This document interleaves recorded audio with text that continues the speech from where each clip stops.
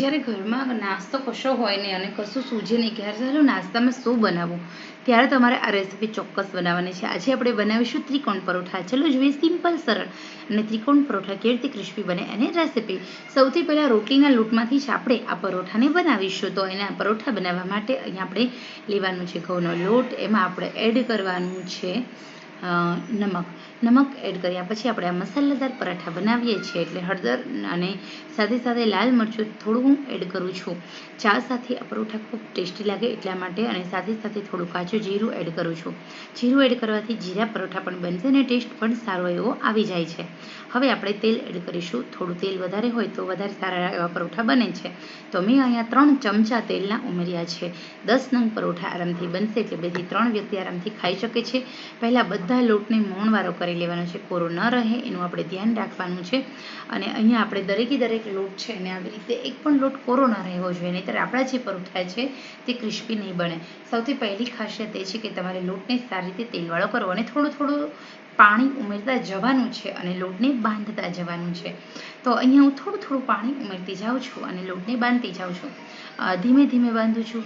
એ લોટ હંમેશા ધીમે અને શાંતિથી તમે ભાખરીનો હોય, રોટલીનો હોય કે પછી પરોઠાનો લોટ હોય, કોઈ બી લોટ હોય, લોટ સારી રીતે ટૂંપો અને સારી રીતે તમે એને બાંધો તો ઇઝીલી એમ જે ગ્લુટેનનો ભાગ હોય છે ઓછો થઈ જાય છે. આ એક સૌથી મોટી ખાસિયત છે. લોટને ચીકાશ મુક્ત કરવો એના માટેની આ બેસ્ટમાં બેસ્ટ ટીપ છે. આપણે પહેલાંના જમાનામાં લોકો છે ને નીચે બેસીને લોટની સરસ રીતે ટૂંપતા અને મોણતા અને પછી જ લોટને બાંધતા હતા. તો અહીંયા આપણે એવી જ રીતે લોટને બાંધવાનો છે. તો અહીંયા આપણો લોટ એકદમ ધીમે ધીમે બંધાઈ રહ્યો છે, તમે જોઈ શકો છો. તો આપણે લોટને આપણી જૂની રીત, હું દરેક જ્યારે લોટ બાંધું છું ત્યારે એકદમ શાંતિથી ધીમે જ બાંધું છું, કારણ કે લોટ પચવામાં હળવો.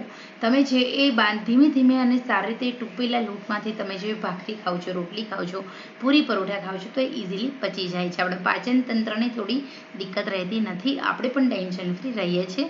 હવે અહીંયા આપણે એડ કરીશું 1 ચમચો તેલ. તેલથી આપણે હવે સારી રીતે ટૂંપી લઈએ. હા, હવે 2 થી 3 મિનિટ સુધી લોટને ટૂંપવો ખૂબ જરૂરી છે, જેના કારણે લોટ એકદમ નરમ થઈ જાય, એકદમ સોફ્ટ થઈ જાય, ચીકાશ મુક્ત થાય. તો ધીમે લોટને બાંધવો જેટલો જરૂરી છે એટલો જ લોટને ટૂંપવો પણ ખૂબ જરૂરી છે. તમે જુઓ અહીંયા હું કેવી રીતે ટૂંપું છું. હવે લોટ એકદમ નરમ થઈ જશે, તમારો લોટ એકદમ સોફ્ટ પણ થઈ જશે, એકદમ નરમ પણ થઈ જશે. અને 2 થી 3 મિનિટ ટૂંપ્યા પછી હવે આપણે લોટમાંથી સરસ મજાનો લુવો વાળી લઈએ. તમારે જે સાઈઝના પરોઠા કરવા હોય એ રીતે લુવો બનાવી લેવાનો. લુવાને આપણે થોડું અટામણ એટલે કે જે ઘઉંનો લોટ છે એનું અટામણ લીધું છે, જેના કારણે આપણે વણવામાં સરળતા રહે અને આપણે વણી લઈશું. તો અહીંયા આપણે વણી લઈએ છીએ. તો અહીંયા હવે આપણે આવી રીતે વણી લીધા પછી હવે આપણે બનાવીશું ત્રિકોણ પરોઠું. ગોળ વણી લેવાનું. ત્રિકોણ પરોઠું બનાવવું હોય ત્યારે પછી ફરતું તેલ લગાવી દેવાનું છે.